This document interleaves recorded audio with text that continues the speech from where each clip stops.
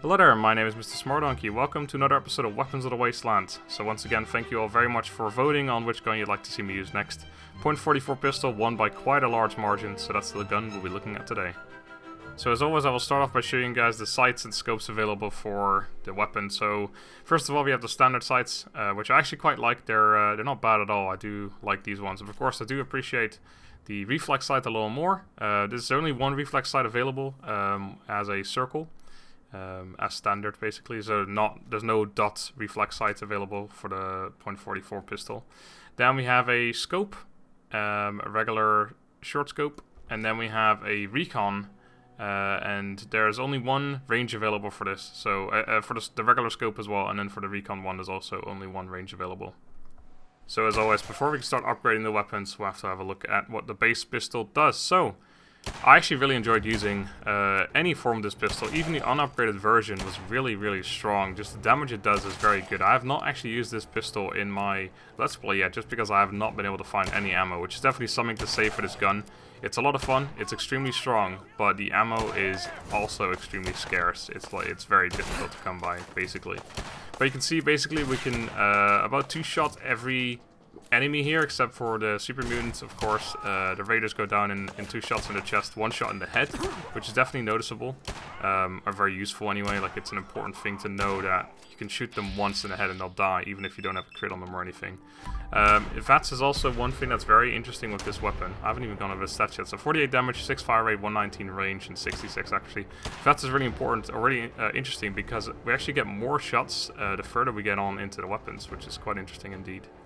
So now we've seen the pretty badass regular .44 pistol in action. I know it's probably 44 caliber, but I keep saying .44, so I'm just going to stick to it. We're going to perform the first upgrades. So for these ones, we don't need any, or don't have any requirements. So for the first receiver, this is a very simple gun to upgrade, really. There's not a whole lot of choice here. It's basically every time there's something like lower down the list, it's just a better upgrade. Basically, this goes for all of these things essentially. So we're going to go for the Hardened receiver. Doesn't require any doesn't have any requirements. Damage goes up by 12 base. That's all it does. It just improves damage. All these other ones just improve damage, except this one has improved rate of fire as well, which is actually somewhat significant. I mean, it's only 1 fire rate. Anyway, we'll get into that later, but it's definitely significant. Anyway, so the barrel, we are gonna leave it at standard. We could go for snub nose, which improves the hip fire accuracy, but it has inferior range and sighted accuracy. So I'm not gonna touch this.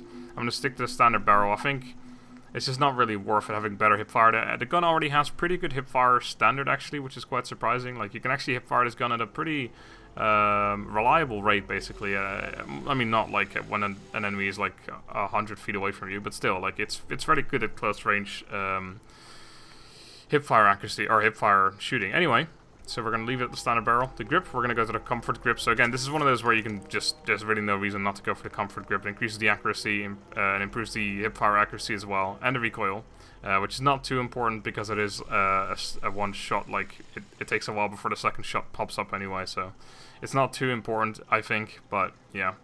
But yeah, there's really no reason to not go for the comfort grip besides that. And for the sight, we're going to go for a reflex sight, just because it's personal preference. If you want to go for a longer range with the short scope or the recon scope, feel free to do so. But I'm going to stick to the reflex sight myself, because that's what I prefer. So there is the tactical Hardened .44 pistol.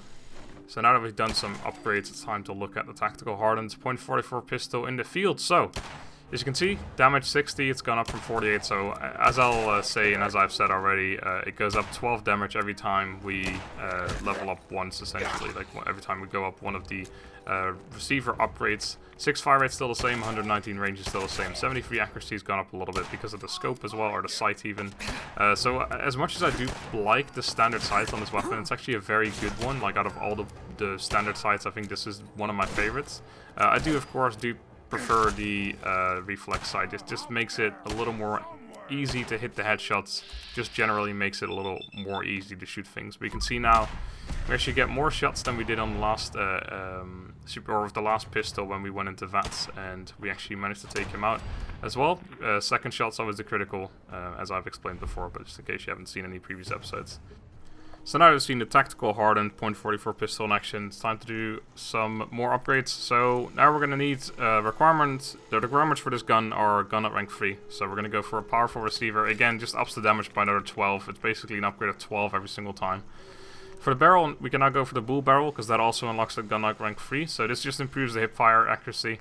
I mean, besides that, there's not really a whole lot of difference between that and the standard barrel. So it actually does go down in weight, which means that you can fire more often in VATs. And that's something we actually will notice when we get into the VATs. You'll see every time we have a better gun, we actually fire more often, which is interesting. That doesn't always happen. It's usually the other way around.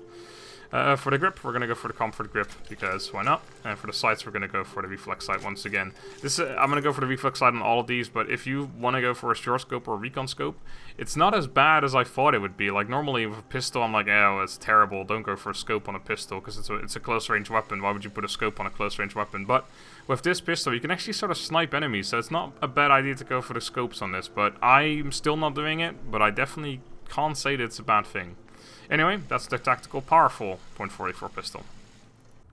Now it is time to see how the tactical powerful .44 pistol does in action. So once again, damage has gone up by 12 to 72 now. Fire rate, range and accuracy are all the same. Actually may have gone up by 1 actually. Because of the barrel, but you'll see that it's a very similar pistol to the last. Every one of these is basically very similar to the last, because all it does is up the damage a little bit, but some of these enemies don't or still take the same amount of shots to die. These raiders, however, now they only take 1 shot to die in their chest, which is very good. I mean, that's a really important thing. It's extremely good to kill something in 1 shot in the chest, so no matter where you aim, it's gonna go down anyway. Super Mutant, once again, we get more shots on him in VATs, and he dies on the 3rd shot already, so it's definitely getting a whole lot better with each upgrade we make. So now that we've seen the tactical, powerful .44 pistol in action, it's time to perform the final upgrades. So these, again, are just going to be a little bit better than the previous ones. Now we can go to the advanced receiver, so this has exceptional damage, again, adds 12 damage.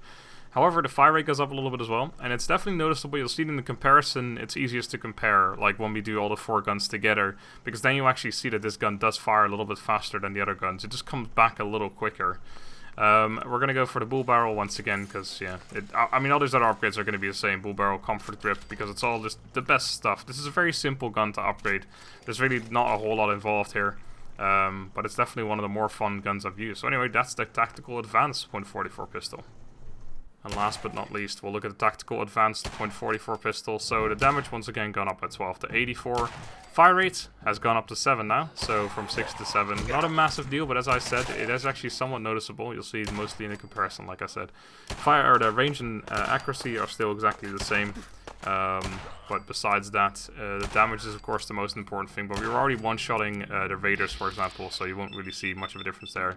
Also one-shotting the super mutant in the head, but we did that from sneaking anyway. They did that with the previous one as well. And you'll now see we took down the super mutant in 2 shots, with the second one being the critical, of course. So as always, we'll have a quick look at the comparison. Nothing surprising here though. I mean, every gun was an upgrade, so you can expect the 4th gun to be the best, the 3rd gun to be 2nd best, etc, etc. The 1st gun took the longest by quite a while because it had to reload before firing again, and that's the reason why it took that much longer than the one before that, because that one didn't have to reload. Thank you all once again very much for watching another episode of Weapons of the Wasteland. Of course, as always, please let me know which gun you'd like to see me use next. Until then, have a good day and goodbye.